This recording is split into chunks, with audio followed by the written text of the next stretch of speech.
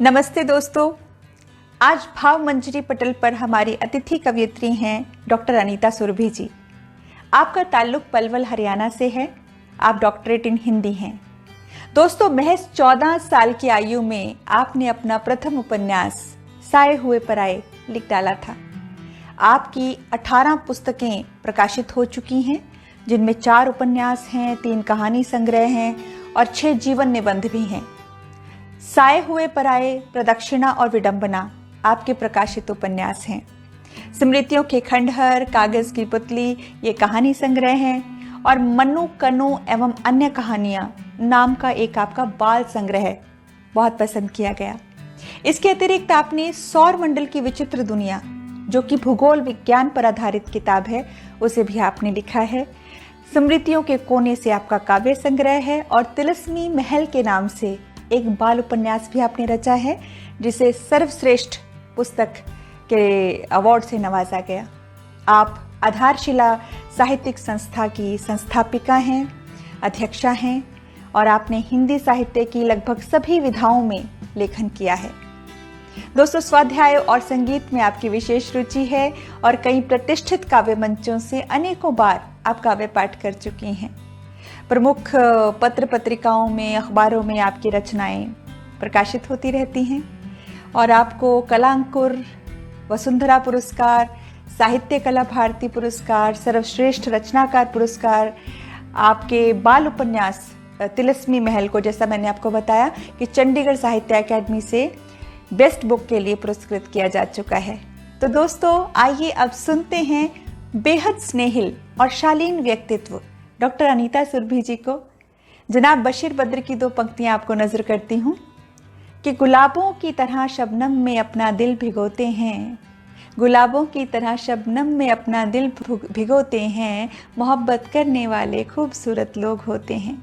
तो बहुत ही खूबसूरत और मोहब्बत भरे दिल वाली अनीता सुरभि जी का भाव मंजरी पटल पर स्वागत है। आपका बहुत बहुत स्वागत है।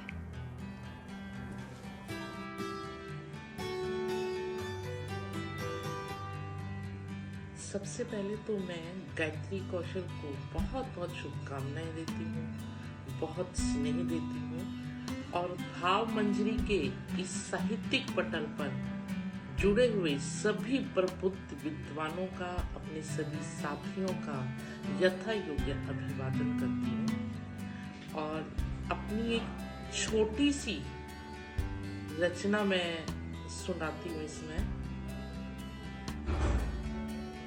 बिछड़ कर शाख से पत्ता नीचे न गिरे ये मुमकिन तो नहीं, बिछड़ कर शाख से पत्ता नीचे न गिरे ये मुमकिन तो नहीं, नैनों से नैनों की भाषा दिल तक न पहुंचे ये मुमकिन तो नहीं। अगर तुम्हारे पलकों की सीप में मोती रहते, अगर तुम्हारे पलकों की सीप में मोती रहते हैं, तुम उन्हें शब्दों में पिरोने का हुनर न जानो ये मुमकिन तो नहीं। अगर तुम्हारे पलकों की सीप में मोती रहते हैं, तुम उन्हें शब्दों में पिरोने का हुनर न जानो ये मुमकिन तो नहीं। बिछड़ कर शाख से पत्ता नीचे न गिरे ये मुमकिन तो नहीं, नैनों से नैनों की भाषा दिल तक न पहुंचे ये मुमकिन तो नहीं। जब नजर बचाकर मधुर सपने पलने लगे, जब नजर बचाकर मधुर सपने पलने लगे, कलम रेत पर भी बहकने लगे, तो कोई गीत न बने ये मुमकिन तो नहीं। नजर बचाकर मधुर सपने पलने लगे, कलम रेत पर भी बहकने लगे, और कोई गीत न बने ये मुमकिन तो नहीं, नैनों से नैनों की भाषा दिल तक न पहुंचे ये मुमकिन तो नहीं। माना इस जंगल राज में, माना इस जंगल राज में हर शाख पर उल्लू बैठा है, माना इस जंगल राज में हर शाख पर उल्लू बैठा है, मगर तलाश करने पर कोई इंसान न मिले ये मुमकिन मुमकिन तो नहीं। आखिरी पंक्तियां हैं, हम सागर की रेत पर लिखे शब्द नहीं, हम सागर की रेत पर लिखे शब्द नहीं, हम जाएं और तुम मुड़कर न देखो ये मुमकिन तो नहीं। हम सागर की रेत पर लिखे शब्द नहीं, हम जाएं और तुम मुड़कर न देखो ये मुमकिन तो नहीं।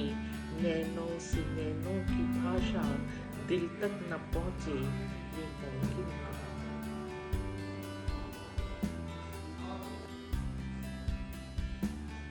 अपनी दूसरी रचना मैं सुनाती हूँ और एक बार फिर कहना चाहूंगी कि गायत्री कौशल किसी तारुफ या परिचय की मोहताज नहीं है और गायत्री कौशल की कर्मठता हमेशा मुझे आकर्षित करती है। उसका स्नेह, उसका प्यार।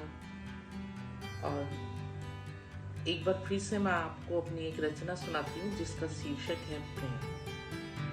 प्रेम एक एहसास है, अनुभूति है, अलौकिक है। प्रेम कविता है, गीत है, गजल है। ये मन की वह भाषा है जो आंखों से बयान होती है। प्रेम एक एहसास है, एक अनुभूति है, अलौकिक है। प्रेम कविता है, गीत है, गजल है। ये मन की वह भाषा है जो आंखों से बयान होती है। यह नर की सांसों में महकती मादा की सुगंध है। यह नर की सांसों में महकती मादा की सुगंध है। बेरूप होकर भी इसके कई रूप होते हैं। बेरूप होकर भी इसके कई रूप होते हैं। तुम कितना ही नकार लो, तुम कितना ही नकार लो, पर प्रेम तेरे मेरे सबके अंदर एक स्वाभाविक प्रक्रिया के रूप में विद्यमान है। तुम कितना ही नकार लो, प्रेम तेरे मेरे सबके अंदर एक स्वाभाविक प्रक्रिया के रूप में विद्यमान है। प्रेम उतना ही सच है जितना गर्भनाल से शिशु का जुड़ना। प्रेम उतना ही सच है जितना गर्भनाल से शिशु का जुड़ना, बीज से कोपल का उगना, पृथ्वी का सूरज के गिर्द चक्कर काटना, सूरज का ढलना और चांद का आना, हमारी सांसों का चलना, उम्र का फिसलना और देह का बदल जाना। प्रेम उतना ही सच है जितना गर्भनाल से शिशु का जुड़ना, बीज से कोपल का उगना, पृथ्वी का सूरज के गिर्द चक्कर काटना, सूरज का ढलना और चांद का आना, हमारी सांसों का चलना, उम्र का फिसलना और देह का बदलना। प्रेम उगता है एहसास की नाभि से, कायम रहता है अनुभूति से। प्रेम उगता है एहसास की नाभि से, कायम रहता है अनुभूति से। ये विद्यमान है भौतिकी में, रसायन में और गणित के कठिन सवालों में। यह विद्यमान है भौतिकी में, रसायन में, गणित के कठिन सवालों में, प्रेयसी की मुस्कान में, किसी की संवेदनाओं में, काजल की महीन रेखा में और दुनिया के कटाक्षों में। प्रेम आपको मिलेगा फूलों की ओस पर, उदास सी दोपहर में, करवट लेती रातों में और एक जुदा सी कसक में। प्रेम आपको मिलेगा फूलों की ओस पर, उदास सी दोपहर में, करवट लेती रातों में और एक जुदा सी कसक में। प्रेम का शब्द कोश आकाश गंगा की उल्काओं में चक्कर काट कर फिर पृथ्वी पर लौट आता है। प्रेम का शब्द कोश आकाश गंगा की उल्काओं में चक्कर लगाकर फिर पृथ्वी पर लौट आता है, फिर पृथ्वी पर लौट आता है। बिना किसी भूमिका के एक रचना और बोलती हूँ जिसका शीर्षक है कॉफी हाउस। आधुनिक और छोटे से चमचमाते कॉफी हाउस में, आधुनिक और छोटे से चमचमाते कॉफी हाउस में तरतीब से लगी कुर्सियों पर बैठे अजीबो गरीब से लोग।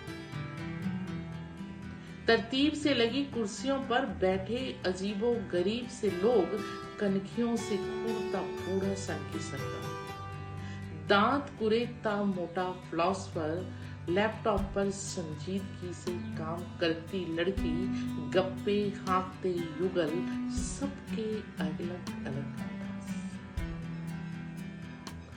आधुनिक और छोटे से चमचमाते कॉफी हाउस में तरतीब से लगी कुर्सियों पर बैठे अजीबो गरीब से लोग, कनखियों से घूरता बूढ़ा सन की सरदार, दांत कुरेदता मोटा फिलोसफर, लैपटॉप पर संजीदगी से काम करती लड़की, गप्पे हाँकने वाले युगल, सबके अलग अलग अंदाज। कुछ अपने में मग्न तो कुछ की ताक झांक करती आंखें, कुछ अपने में मग्न तो कुछ की ताक झांक करती आंखें, कोने की आरक्षित मेज पर, कोने की आरक्षित मेज पर महफिल जमाए दो शायर, और शेर कहती उनकी प्रोढ़ हो। कोने की आरक्षित मेज पर महफिल जमाए दो शायर, और शेर कहती उनकी प्रौढ़ उम्र, उनके साथ बैठी गजल सी सलोनी कवित्री की बेफिक्र सी हंसी।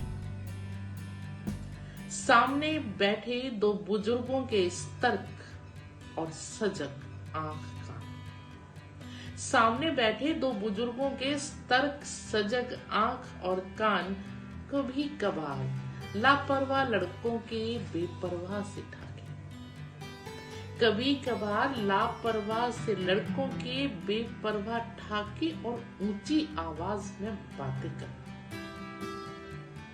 हम उम्र लड़कियों का आपस में फुसफुसाकर बतियाना, या हाथों में पकड़े आधुनिक फोन पर मैसेज करना। सब बातों से बेखबर, सब बातों से बेखबर, हल्के से संगीत के साथ कॉफी हाउस में बिक्री कॉफी की कई फ्लेवर की खुशबू ने सबको अपने से जोड़ा हुआ। सब बातों से बेखबर, हल्के से संगीत के साथ कॉफी हाउस में बिक्री कॉफी की कई फ्लेवर की महक ने सभी को अपने से जोड़ा हुआ था, सभी को अपने से जोड़ा हुआ था।